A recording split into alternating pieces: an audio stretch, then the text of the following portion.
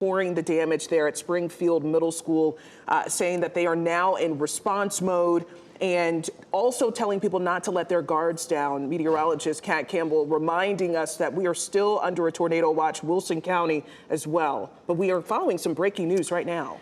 We've been talking about the flooding and the dangerous conditions out there. We have some water rescues underway. Let's go right now live to WRAL's Sean Gallagher. Sean, tell us exactly where you are near Marsh Creek there in Raleigh. What's happening? Yeah, so the fire department just rescued 3 kids who were hanging onto a branch here. The crew is right there behind us. They just wrapped up a happy day here, and we've actually got the kids here. We're going to listen in now as we listen to their mom and hear what happened. Just rushing over and ultimately putting my eyes on all these kids, because even our neighbors are like our children, and making sure that ultimately they were rescued and back on this side with us safely. How are you feeling now? I think I have a lot of emotions. I'm very relieved, I'm very happy, and I'm just very grateful that everyone's safe and we had all of these rescue members here to help us. For you kids, what was this like for somebody who was out there? Yeah, we heard that you guys were hanging onto a branch. Which one of you guys were out there? Me, her, and him. Yeah. And what was it like while you were out there?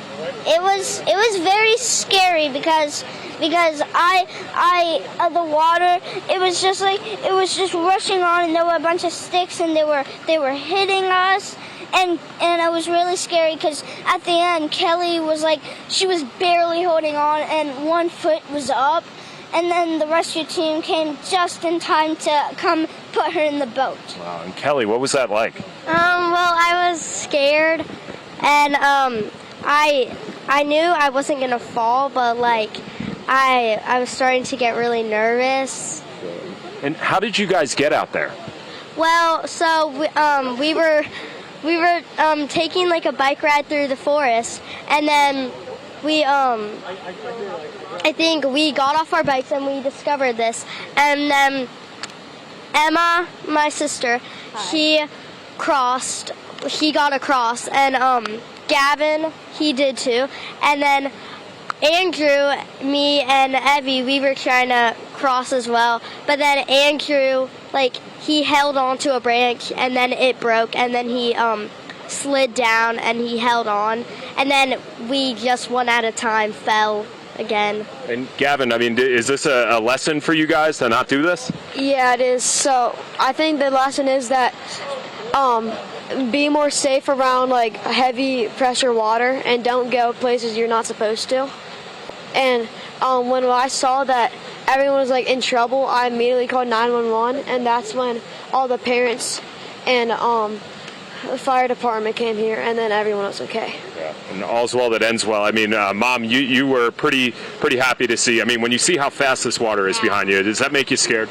Of course it does, because it only takes a moment for it to grab these kids and take them. And even though they're all good swimmers, when you're in a situation that you're unfamiliar with and you're scared and panicked, sometimes all of your reasoning goes out the window. So I was just really proud of them for maintaining their composure and listening to the rescue team and doing what they were supposed to do. And Gavin, Amy said you called 911. I mean, in this situation, it can be really scary. How did you stay calm and know what to do? I just knew that, like, so I called 911 before because Kelly had a seizure, so I know like how to talk, and I know how to like stay calm after like serious situations. So I just take deep breaths and know that like everything is going to be okay. And Mama, you see that you got your scrubs on. You're a nurse. I mean, do you instill this kind of emergency response into your kids just from what your profession is? Well, I'm in labor and delivery, so it's a little different.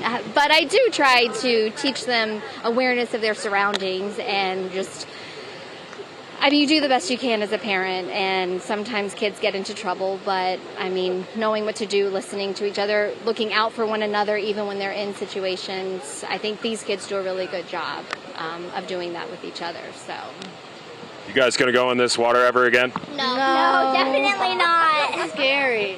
That's good. So So clearly, guys, this is a lesson learned for these kids today. It's best case scenario for what could have happened here.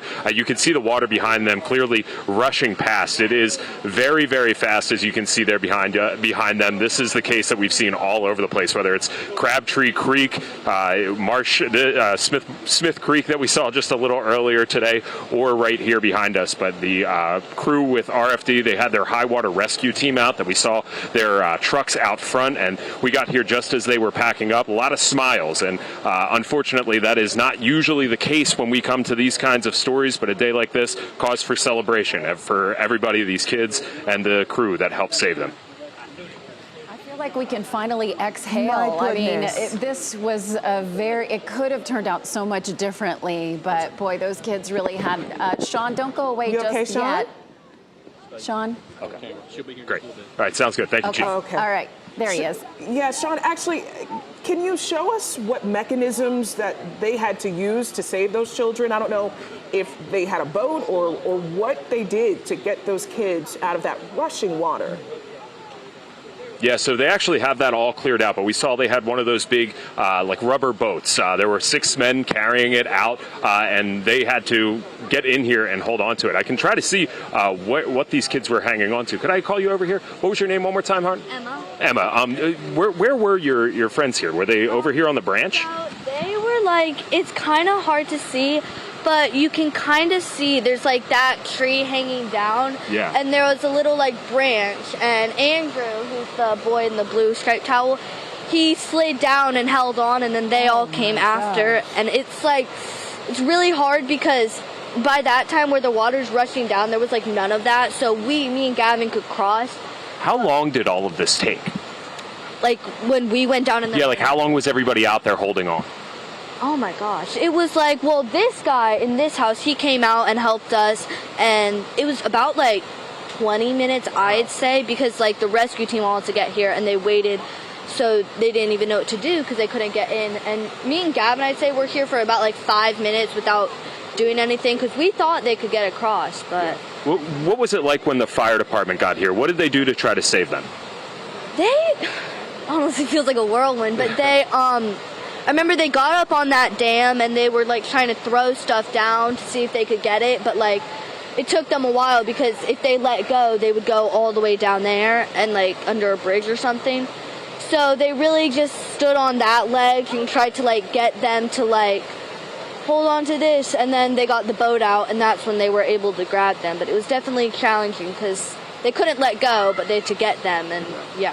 How scared were you seeing your friends out there?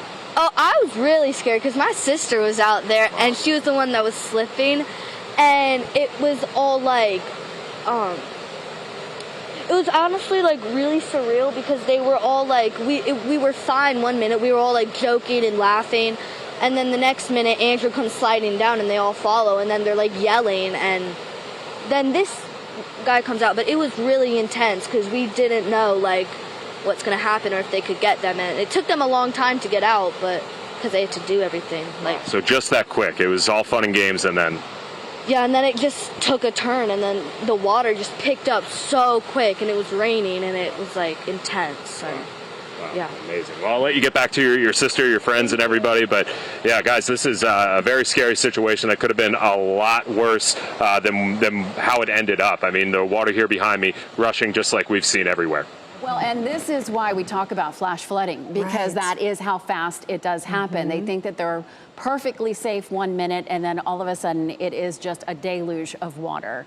And we're just so thankful that they're okay. And you understand kids being curious. I used to do it when I was a kid out in flooding. Honestly, yeah. It brought a tear to my eye because I thought about my brother and my cousins, and we would do the same thing when we were out. And you're even more curious once the pace of the water picks up. But it can just be so, so dangerous. And we're so glad that everybody got out of that situation okay. I can't imagine how that mother felt when she finally got there and saw, you know, what they had just overcome. But what a situation. Well, and Raleigh. talk about our first responders too, because they were right on the scene and they had those kids safe within just minutes. And, you know,